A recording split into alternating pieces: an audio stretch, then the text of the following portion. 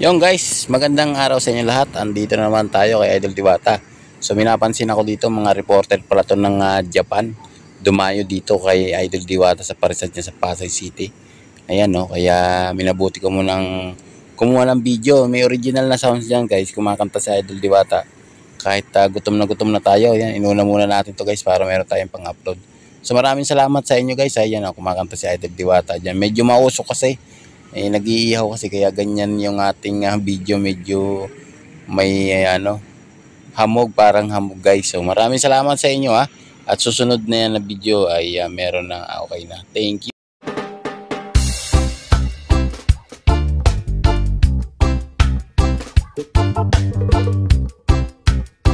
So yung guys, magandang araw sa inyo, no? Welcome back na naman sa aking YouTube channel. So nandito naman tayo, minaabutan naman tayo. Ito daw ay mga reporter ng Japan guys. So nandito kay Diwata.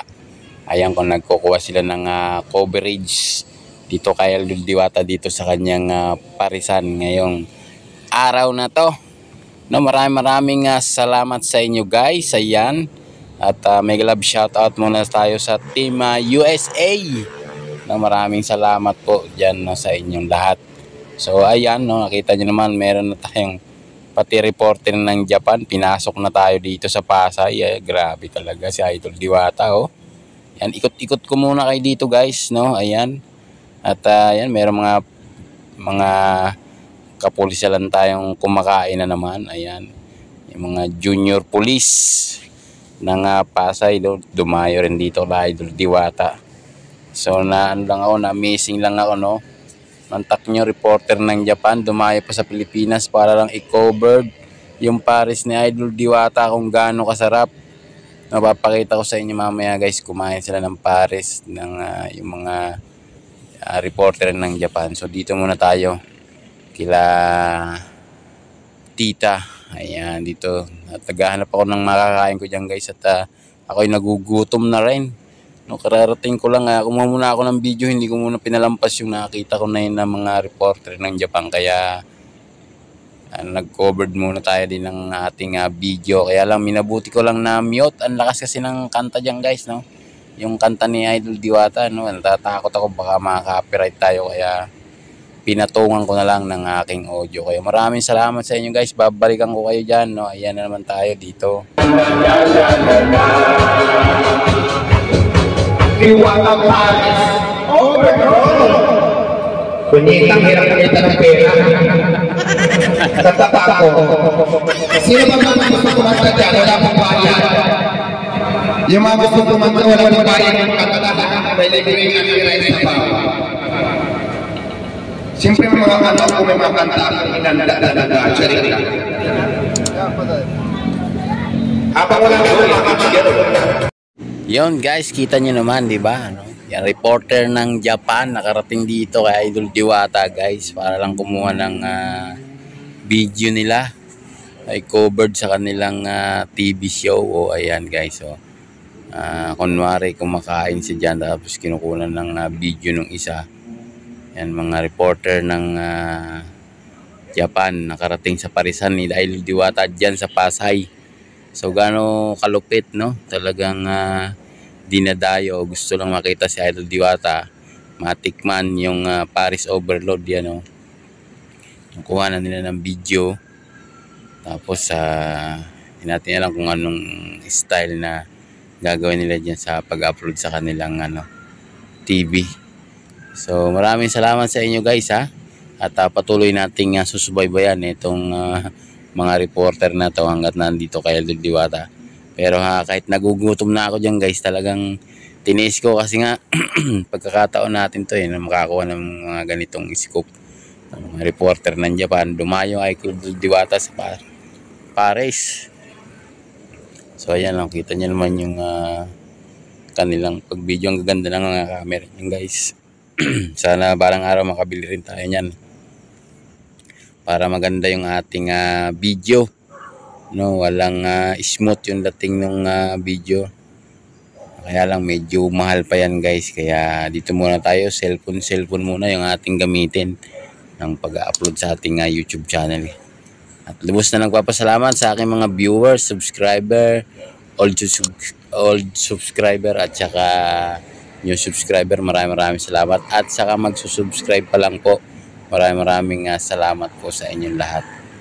So ayan, ang dami niyang nakapaligid na tao diyan guys, ayun, kumukuha rin ng video, no, diyan sa reporter ng Japan. So dumayo pa dito sa Pilipinas lang para i-cover yung parisan ni Idol Diwata dito sa Pasay.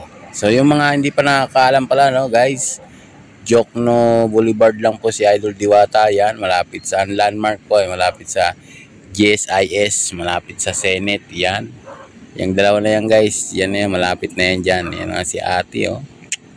Ang sarap ng kain niya ng Paris Overload guys. Nagutom lalo ako niyan, kaya binilisan ko na yung pagkuha ng aking video kasi nagugutom na ako dyan guys eh.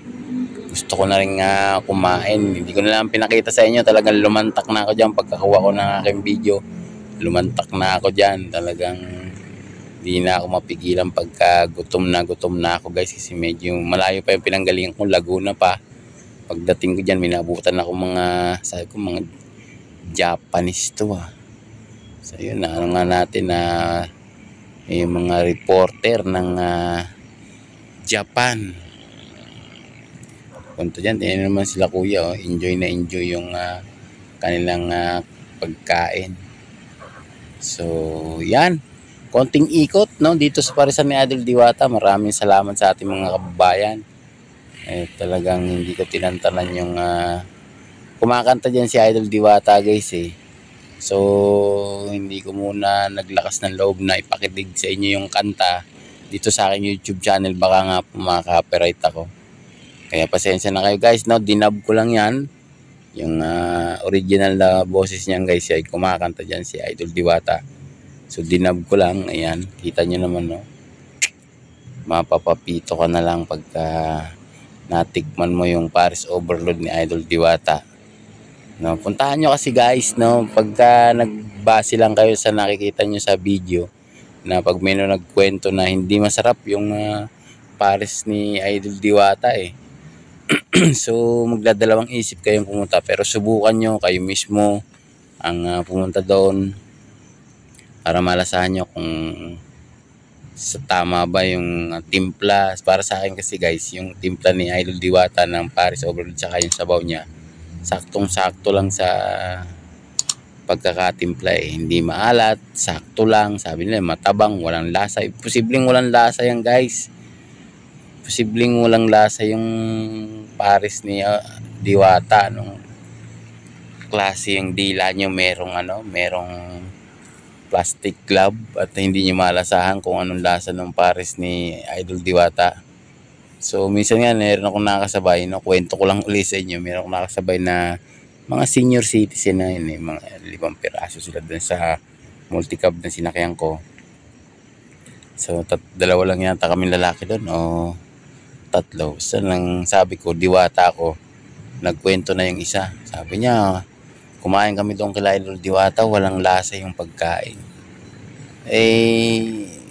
Dami na nilang kwento, dami ko nang nadidinig sa kanila. Gusto ko sanang sumingit, kaya lang baka sabihin hindi naman nila ako kilala, bakit ako singit sa kwentuhan nila. Kaya pinabayaan ko na lang. So sabi nga, walang lasa, ganyan to.